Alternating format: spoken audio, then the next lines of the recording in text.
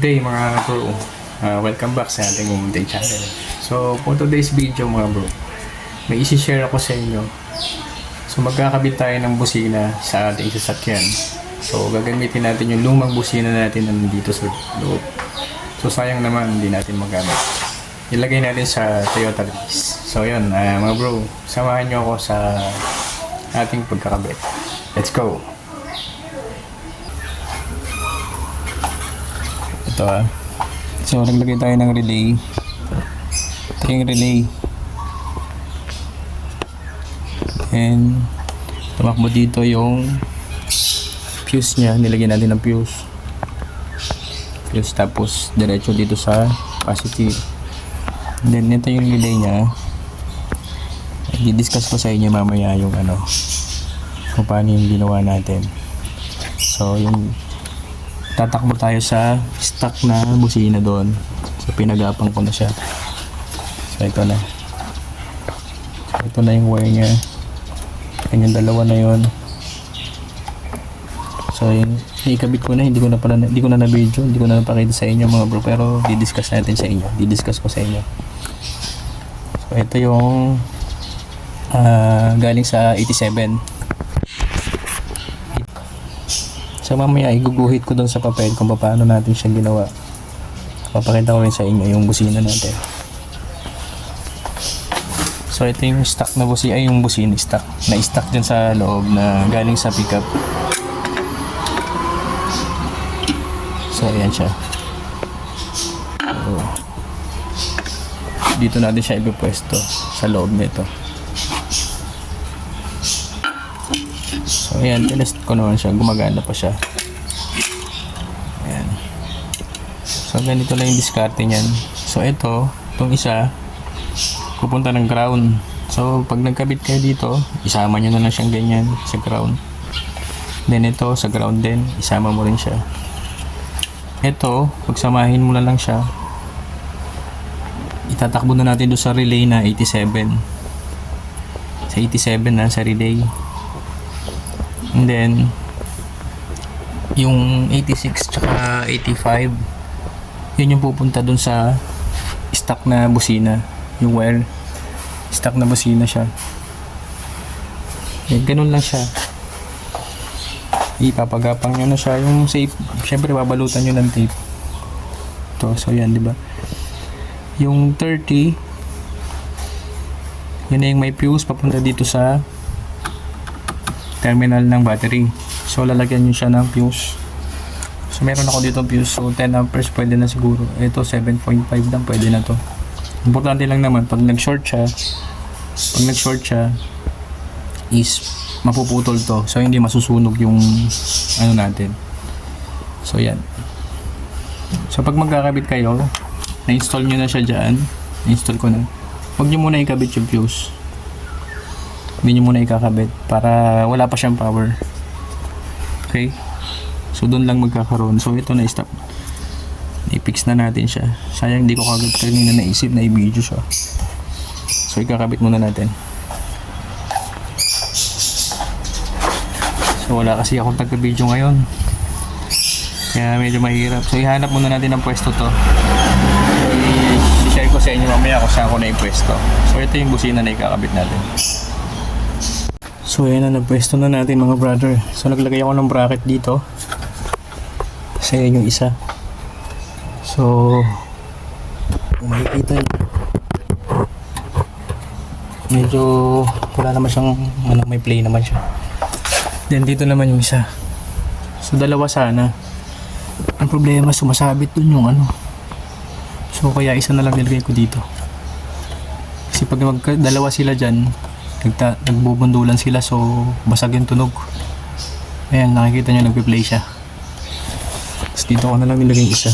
So ito, patitibayin na lang natin to. Matibay naman siya. Ayan. So hindi naman siya basta-basta bibigay. Dito siya nakakapit. Then dito yung isa. So ito na yung wirings natin. So babalutin natin ng tape ng maigi yan. So ito yung isa. So dito ko na lang din kakabit yung crown. Ito, splice ko lang dyan. Pagsamahin ko yung galing doon sa kabila. So ito yung positive nya. pagsamahin din natin sa kabila papunta doon sa 87 na relay. Ayan. Medyo nahihirapan ako. Tinanggal ko muna tong ano. So dito nakalagay yan eh. Tinanggal ko muna siya. Ayan. So mamaya update ko kayo. I-testing natin. Yung pwesto lang ang nahihirapan ako. Kasi ito hindi ko na tinanggal yung bumper. So ito lang ang tinanggal ko. May mga clip yan dyan eh. Kaso hindi ito sa kabila. Pag-ingatan nyo kasi iba yung lock niya eh. Yung parang ganun. Tawag dito. Parang siya nakabalagbag na clip. Kaya kung magtatanggal kayo nito, mas mainam bumper buo. Para mapwesto na siya. Ayan na. Nabuo na natin. So ayan na siya mga bro. So yung ground sinabit ko dito. Ayan. Binalik ko na yung fuse. Basta pagka nag-ano kayo, hindi muna natin isasalpak yung ano niya, ang hirap ng isang kamay. Oh my goodness. Ayan. So pag nag-wirings pa lang kayo, pwede nyo siya itap pero tanggalin niyo yung fuse. So ito na yung relay niya. Ito. So pag galing sa relay, so ito drawing ko mamaya, susulat ko doon sa papel. Tapos ipwesto nyo na siya dito sa malapit sa battery. So yan lang kailangan nyo, may fuse kayo. Tapos isang relay, tapos yung busina. Yan yung gagamitin nating wire. So mga 2 meter siguro. 1 meter. 1 meter pala kasya na. So bilhin na lang kayo ng 2 meters. So bali ang wire na bibili nyo dito is so lagyan nyo na ng red at saka black. So ayan lang yung ginamit ko. So ayan, makikita nyo yung relay na ginamit ko. So ayan. So ganun lang. Tapos dito nyo ipwesto yung isa. And hanap nyo na lang ng pwesto yung isa. Kasi pag dun sa pag pinagsama nyo sila ditong dalawa, medyo masikip. Kumabangga, depende na lang siguro yung position. So ako kasi hindi ko na tinanggal yung bumper. So yun. Lagyan ko muna ng tape to. Lalagyan natin ng screw yun dito. Ang nut. Tapos para nakalock siya ditong galong. So yan, testingin natin ha. Alright.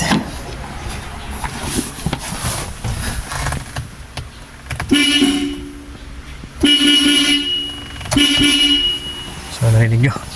Ayos. Diba ganun lang kadali, DIY. So hindi na tayo gagastos. So hindi naman mabuboard yung warranty niyan kasi doon ka naman sa stock na busina kukuha eh. Then maglalagay ka lang ng relay. So may fuse. So wala kang gagalawin sa wirings niya. So yun mga brother. Ilalagay ko mamaya yung drawing ko paano ko ginawa yung wirings. Okay. So balikan ko kayo. Fix ko muna to. So yan, susubukan natin ulit. Start.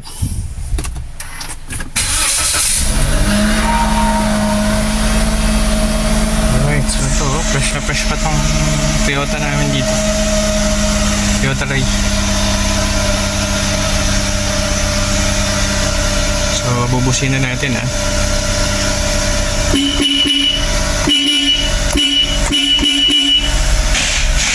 So yun, diba? So, ayos na.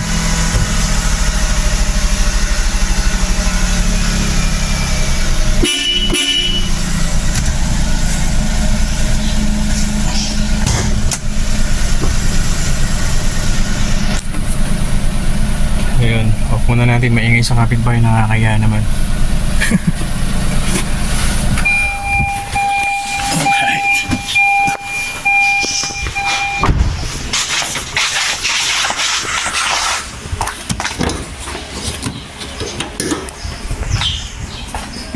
Oh yes.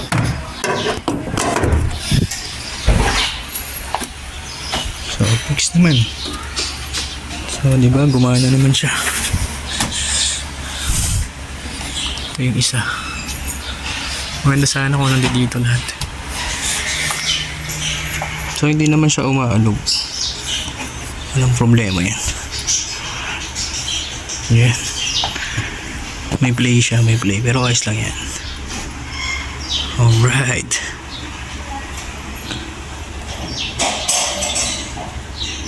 So, diba? DIY. DIY for more. So, yun lang yung wire. Dito ko na pinatagbo. So, titignan nyo na. Ito yung wire. Yan. Ito. Papunta dito. Ito. Ano? Ito.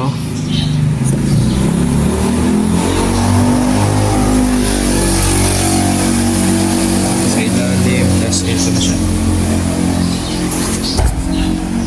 Yun, lumusot doon. Kapag gano'n, diretso sa relay.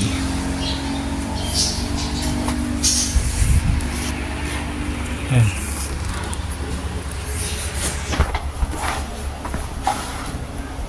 Alright.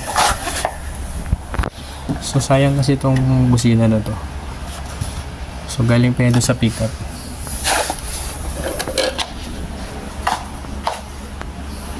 Okay. So, yun. Sulat natin sa papel yung ano.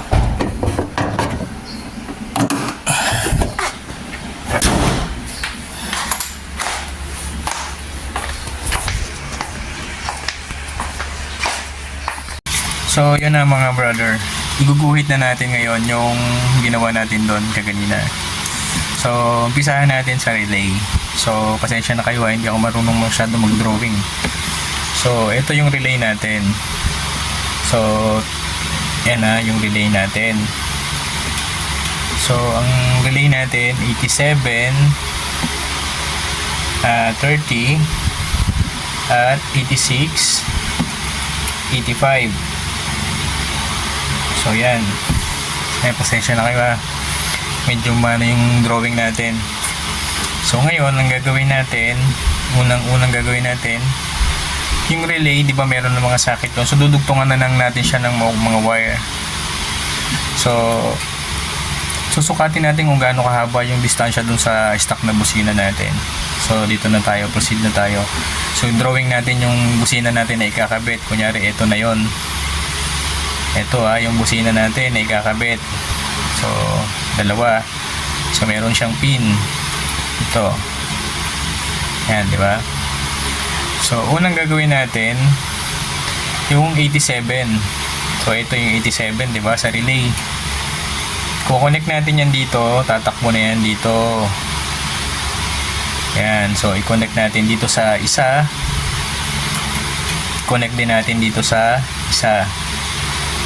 So, ganyan. Then, yung isa, ito namang isang paa, dugtungan nyo lang siya ng medyo katamtaman na yung haba niya. So, i-connecta naman natin yan dito sa kabila. So, magkasama yan ha. Then, ganyan, kunyari, ganyan na yung kahaba. So, basta paglalagyan natin ng ground. So, ito ground yan. Ikakabit natin sa ground. So, yan. Maintindihan nyo na. So, tapos na tayo dun sa 87. Diretso sa busina. Then, dito naman tayo sa 30. So, itong 30, lalagyan natin siya ng red wire, lagyan natin. Ito, black. Ito, red. So, paganto siya. Papunta to sa battery. So, drawing tayo ng battery. Battery. So, yan. Ito yung negative. Ito yung positive. So, dito natin to ilalagay sa positive. So, maglalagay tayo dito ng fuse. So, kahit 10 amperes. Ayan. 10 amperes na fuse. So, fuse yan ha. Fuse. Pasensya na kayo. Pangit na sulat ko. So, yun. Sunod na natin gagawin is, di ba dun sa sasakyan natin, meron tayong busina. So, ito yung wire nung stock na busina natin. So, dalawa, di ba? Dalawa. So, stock na busina. Stock wire ng busina. Yan. So, dalawa yan, di ba? Dalawa. So, okay lang yan kahit magkabaliktad, walang problema. Itatakbo natin yung isang 86. Galing na to sa relay, 86. Papunta dun sa stock na busina. Yan. 85. Dadalhin din natin dun sa stock na busina rin. Wire, stock na wire na busina. So, ganyan lang yun mga bro. Ganyan lang siya kasimple. So, ito yung battery. Connectan nyo yung 30 papunta sa battery. Lagyan natin ng fuse. So, yan. Sana nakuha nyo. Pasensya na kayo sa drawing ko. Ito yung busina natin. So, diba yung busina natin? Ayan. Dalawa rin yung pin yan. So, pagsasamahin lang natin yung dalawa na yon, pagsamahin natin, papunta na ng 87. So, yung isa namang paa, pagsamahin din natin, papunta sa ground. So, yan. Kahit saan ground, ikabit nyo, okay lang yan. So, importante lang, ito ang magsusupply sa kanya. Itong stock na busina pa din, konektado dun sa sasakyan natin. So, tatanggalin lang natin yung busina dito, kukunin natin yung dalawang wire. So, yun na yung patatakbuhin natin dun sa 86 and then 85. Kuha nyo ba mga bro? So, yun. Then, itong 30, papunta sa fuse. Papunta ng positive ng battery. So, ito yung battery natin. So, yun, ganun. So, yun, sana nakuha nyo mga brother. Pasensya na kayo sa drawing ko, medyo ano. Pero, makukuha nyo yan. Saglit, napakadali lang. So, yan mga brother. Thank you. Thank you for watching. Sana may na-share ko sa inyo at matutunan din kayo. Maraming salamat. Ride safe and God bless. Thank you for watching.